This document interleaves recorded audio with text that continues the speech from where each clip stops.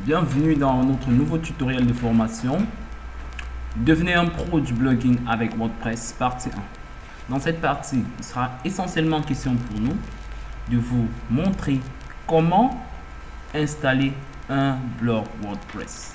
Nous avons préféré ici faire l'installation en local pour que vous puissiez mieux appréhender les notions de blogging avec WordPress. Donc, sans plus tarder, nous allons commencer. Comment installer WordPress en local? Il est à noter ici que l'installation de WordPress en local va suivre plusieurs étapes, à savoir l'installation en local. Comme je vous disais tantôt, nous allons procéder par une installation en local pour mieux comprendre le principe de fonctionnement. Après avoir l'installation en local consistera pour nous à télécharger d'abord le fichier WordPress.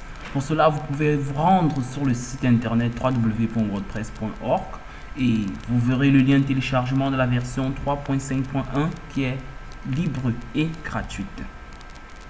Ensuite, nous allons procéder à l'installation du serveur local. C'est quoi le serveur local?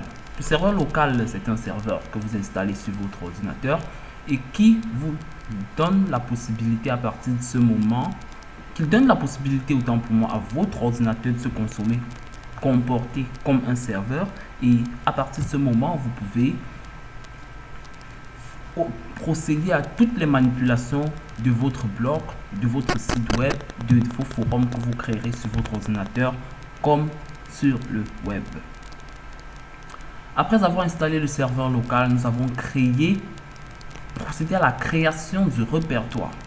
Notons ici que si vous avez votre site web sous la forme www.votrenomdudomaine.com, alors cela signifie que vous avez créé un répertoire nommé votre nom de domaine. Alors ici, pour la création du répertoire, notez-le, vous devrez vous rendre dans votre disque local C, à savoir dans votre racine. Vous allez ouvrir le fichier XAMPP. Dans XAMPP, vous allez ouvrir le dossier htdoc, et dans ce dossier htdoc, vous créerez un nouveau dossier qui portera le nom de votre futur blog ou de votre site internet. Après avoir créé ceci, qu'est-ce que nous allons passer à quoi? Nous allons procéder nous allons dézipper l'archive WordPress précédemment téléchargé dans ce dossier en question. Veuillez à ce que tous vos fichiers de l'archive ne soient pas dans le dossier WordPress, mais dézippez-les dans le dossier que vous avez créé dans la racine et assurez-vous qu'ils sont directement accessibles. Au cas contraire, vous aurez souvent à taper votre requête nom de domaine /WordPress avant de voir afficher votre blog. Donc, veuillez à ce que dans le dossier de votre site internet ou blog, qu'on retrouve directement tous les fichiers du fichier dézippé WordPress. Après la décompression de l'archive de WordPress, nous allons passer à la création de la base de données. Alors, la base de données est cette base-là dans laquelle seront stockés vos articles, vos images et tout ce que vous sauvegarderez dans votre futur blog.